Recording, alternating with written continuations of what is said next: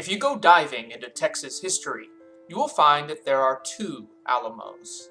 The first is the crumbling Adobe church where, by some quirk of fate or destiny, battles were fought and legends made.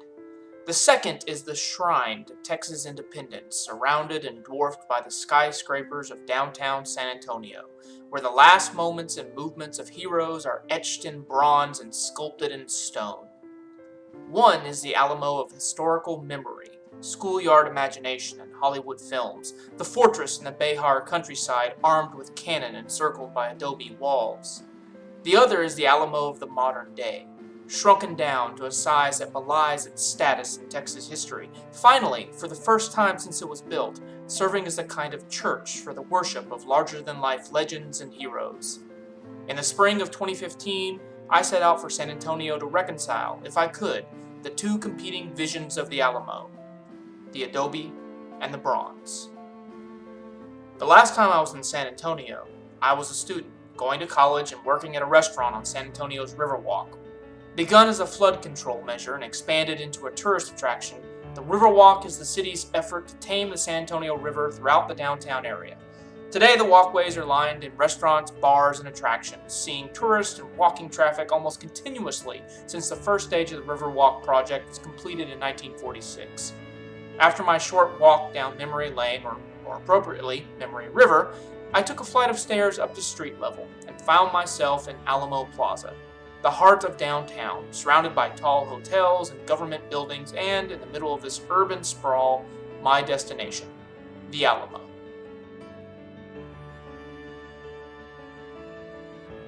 Here, the first-time visitor probably would be shocked. The sprawling adobe fortress and gently rolling plains of our collective historical imagination, aided by Hollywood movie magic, is, in actuality, a densely wooded and tiny compound centered on the Alamo Chapel. It is the chapel's facade that has become a Texas icon, even if the distinctive hump wasn't a part of the building until it was added decades after the famous last stand of the Texian defenders in 1836. Altered, repaired, and re-repaired, the chapel shrine has come a long way since the dawn hours of March 6, 1836, when the last Texian defenders were killed here.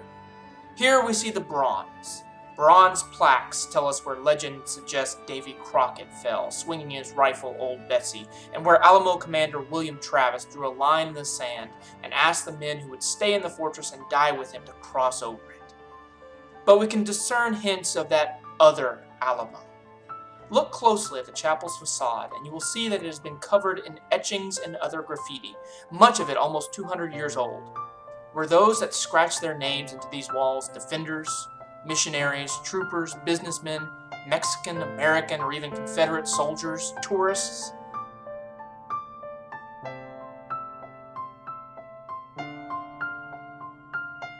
A guide showed me where the name of David Crockett had been carved into one of the alcoves that had housed the statue of a saint. Whether or not it had been etched by the real Davy Crockett during the 13 days of the Alamo siege, no one can say. What is the Alamo? What is not? She was a mission complex of adobe buildings that included a convent, homes and barracks, a chapel, and thick walls encompassing an area of over 3 acres. Today, visitors will see an Alamo compound that looks nothing like the fortress of 1836. The exterior walls are modern additions, and the only original buildings are the Alamo Chapel itself and the long, low quarters known as the Long Barracks.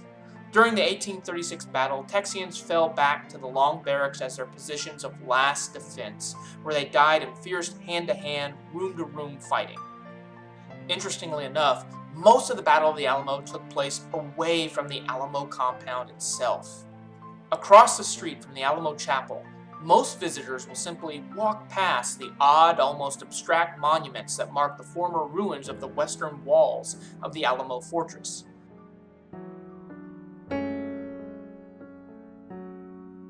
Across the street from the northern wall of the modern compound lies a government building, and on that corner, where the northwest parapet would have been in 1836, the Alamo's commander, William Travis, died during the early moments of the assault as Mexican troops surged over the crumbling adobe. A plaque inside the Alamo compound points us out to any curious visitors, but from the site itself, looking back at the chapel, it can be difficult to imagine the rage and horror of a pre-dawn battle. In fact, one of the biggest challenges facing an Alamo visitor today is one of simple imagination. The greenery, the fish swimming through the water channel, the swarm of visitors, it can be difficult to imagine the roar of battle, or to find the adobe instead of the bronze. The trick is to focus on one thing, one element, a corner of the adobe chapel, the flag flapping in the breeze. And when you do that, you can start to hear the past. And if you're lucky, you can start to see it too. A visit to the Alamo is worth the time. Everyone sees the bronze, and if you look, you can see the adobe too.